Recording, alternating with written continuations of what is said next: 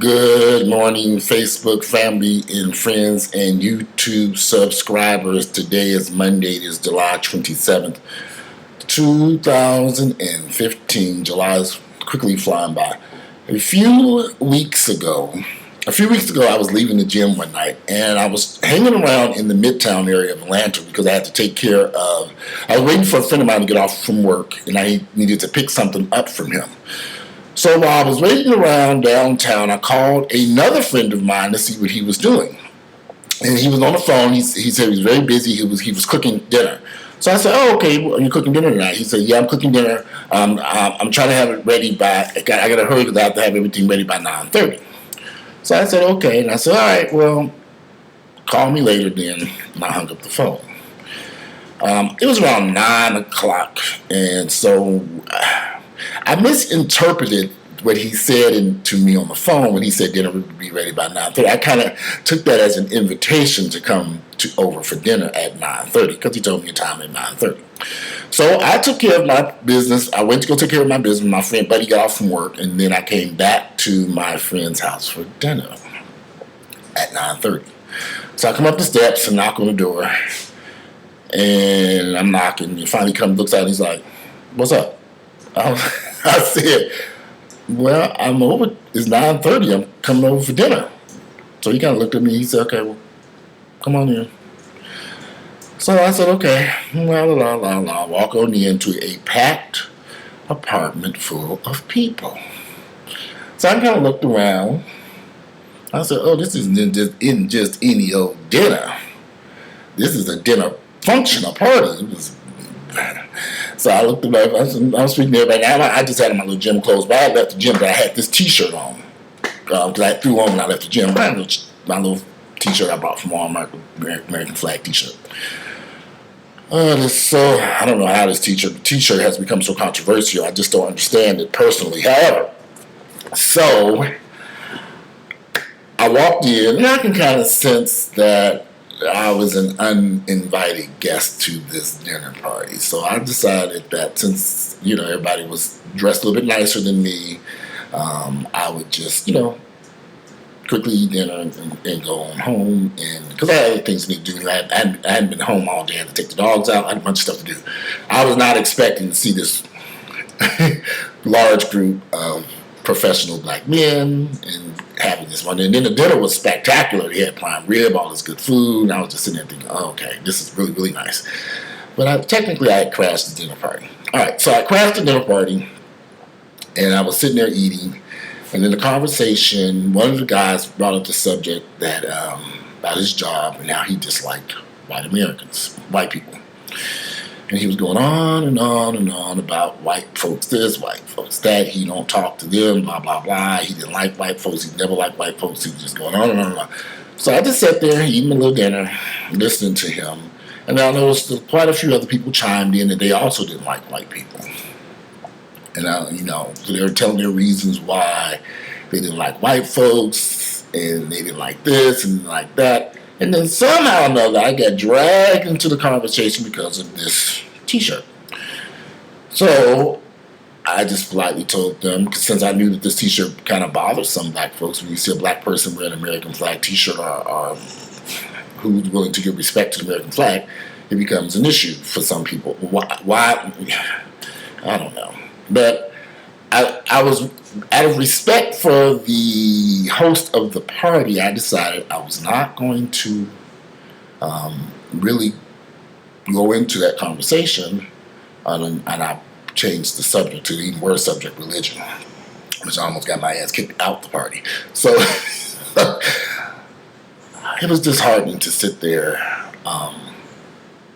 and listen to these educated, they're all college educated, bright, young, smart, African black American men make these derogatory comments about white people. And the comments were all just stereotypical type comments. And I can imagine that it made me a little uncomfortable because I don't go through life hating people of different races because of stereotypes.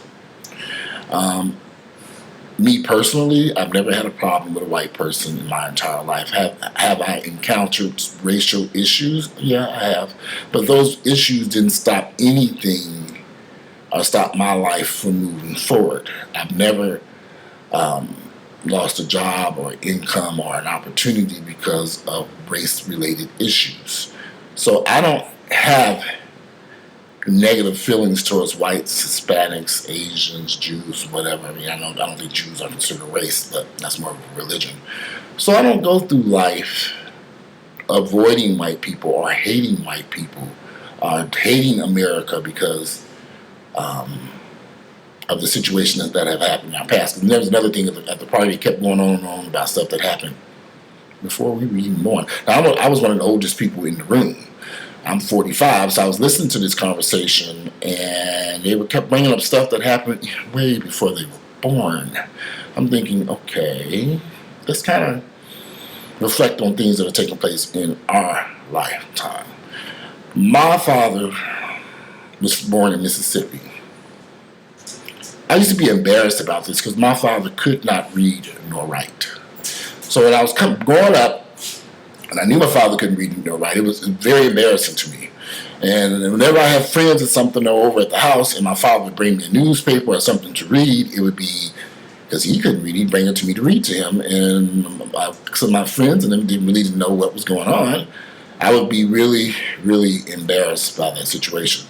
But as I got older, with age comes maturity. As I got older, I realized why my father couldn't read. My father grew up in Louisville, Mississippi. In Louisville, Mississippi, at that time in the 40s, when he was a kid, 1930s, 1940s, I have to do the math,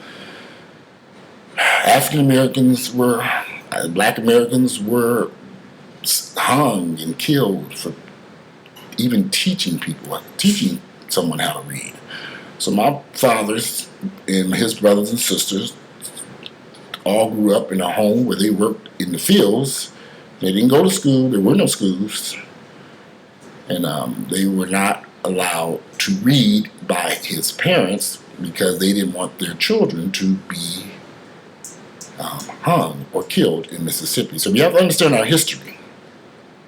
So educated blacks were sought out and killed in Mississippi and hung because they were a threat to the establishment.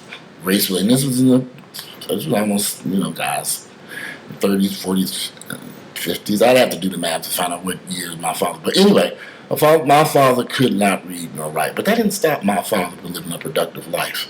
My father worked to build highways in Tennessee, in Kentucky. He also worked at the Atlantic Steel Mill in Atlanta, Georgia, before they were chased out of Atlanta. That's right, Atlanta. And my father and his brothers all ended up in Gary, Indiana, working for the U.S. Steel Mill. Now, my father would tell me some very interesting stories about race back then, about how these white guys put blacks in the worst, most dangerous jobs at the U.S. Steel Mill. But my father had 7 children that he had to feed and take care of, and a wife who didn't work. My mother was just a happy Jehovah's Witness, spreading the love of Jesus, but she didn't work nowhere. But my father worked a full-time job. My father was always at work to provide for his 7 children, and there was some more kids someplace else. But my father was a great provider. But my father was an uneducated man who could not read nor write. But I never ever heard my father make any derogatory comments about white folks, ever. Now, I'm not saying that my father loved white people, but I don't remember my father's calling whites out of their names. My father encountered a lot of racial issues that these young men at that party have never encountered. But I never ever, not once, heard my father say one negative thing about white people. I never heard my mother say one negative thing about white people. Because they realized where we were at in life, there was an opportunity here. My father made sure that his children could read and write. That's why he made me read that newspaper to him every day. Every day. I didn't understand that as a child. As an adult, I get it. My father wanted the best for his kids. He wanted us to have an education. He wanted us to be able to read and write. He wanted us to have more than what he was allowed to have as a child. My father went through great lengths to give us whatever we wanted. And at the time, I didn't quite understand that nobody didn't have expensive jeans. Nobody didn't get no Air Jordans. But my father made sure that we had the stuff. We had our own bedrooms. We had a clean house. We had a very nice house. We had heat. We didn't have to. My father was a provider. He took care. I learned a lot from my dad. And I learned about race relations from my father. The U.S. Steel Mill would have these picnics. And we would all have to go to these picnics. And they'd have them wherever. And at these picnics, there would be white workers and black workers. And my father would make us mingle with the workers, with the other people, get to know folks. He didn't want race and the issue of race to be a shadow over our lives. And at that time, I didn't understand why my father forced us to go over there and play with those white kids. But he wanted us, my father understood that these racial issues needed to change in order for things to I never grew up, like I said, I guess this goes back to my childhood. I didn't grow up in a household listening to anyone make negative comments about white folks. But I grew up in a household that I was taught that you can have and achieve whatever you want in life if that's what you want.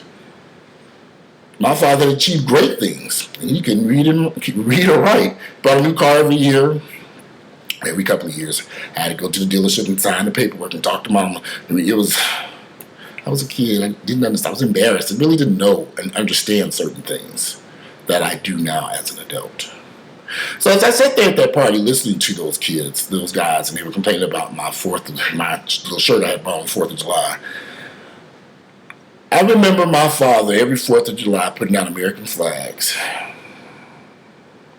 having cookouts, parties, listening to music, family reunions. We all get together. My uncles who served time in the U.S. military, they would hang out their American flags. These men loved this country, even though at some point this country didn't love them. My father and them had to move all over the place to provide for them. That's why my father was married late in life. My father was about 10 to 15 years older than my mother, and he was financially in a position where he could take care of her, and they had 7 children. Plus he had some other children, some other women. I never met these other kids I've heard about. I met one, Marilyn. So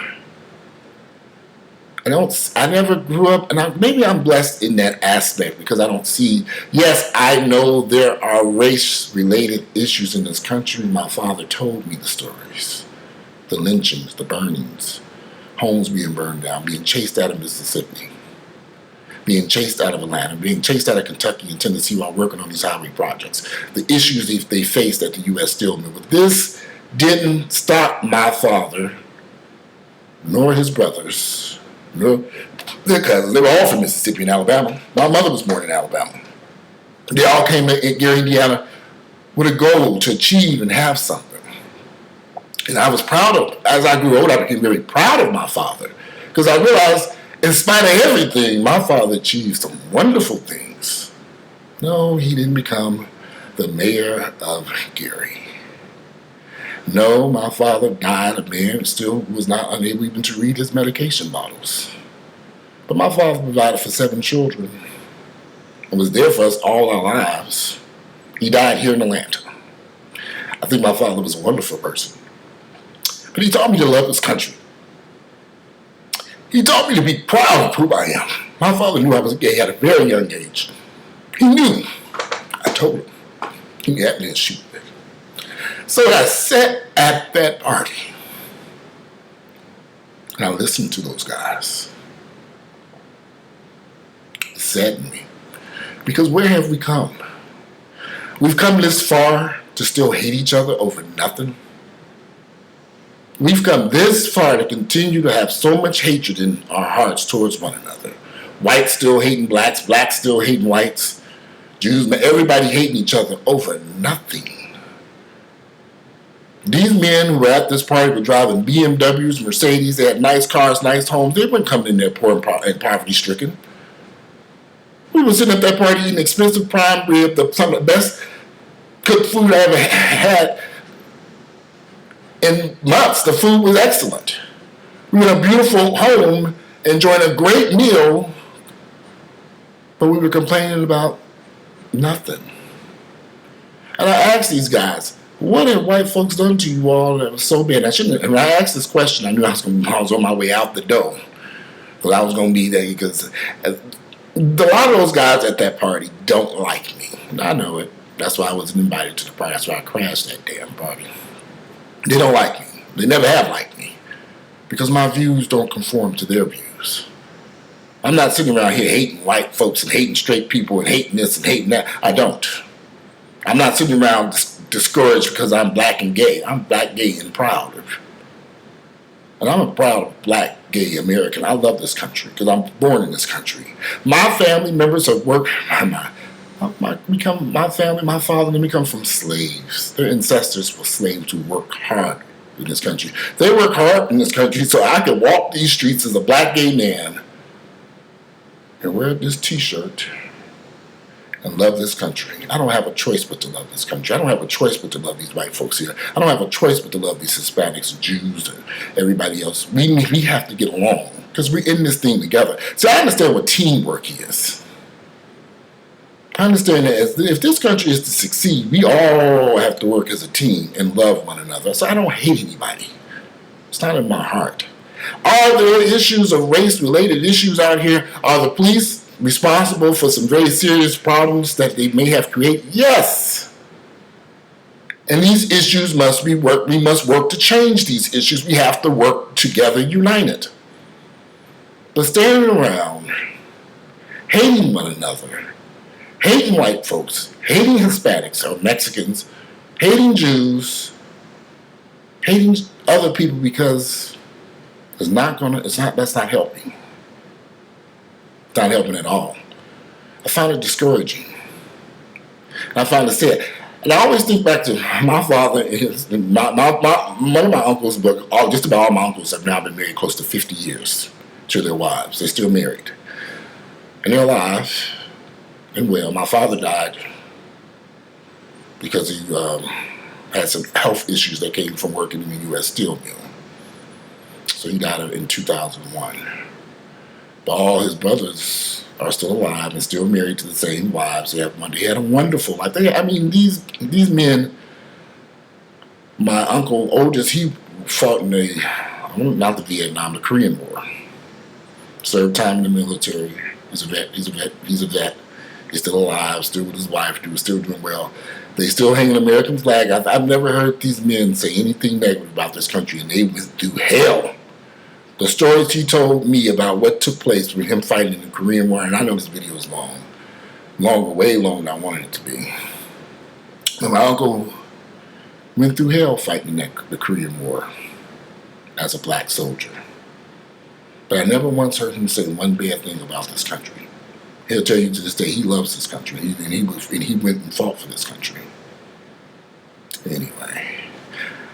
I just wanted to talk about that.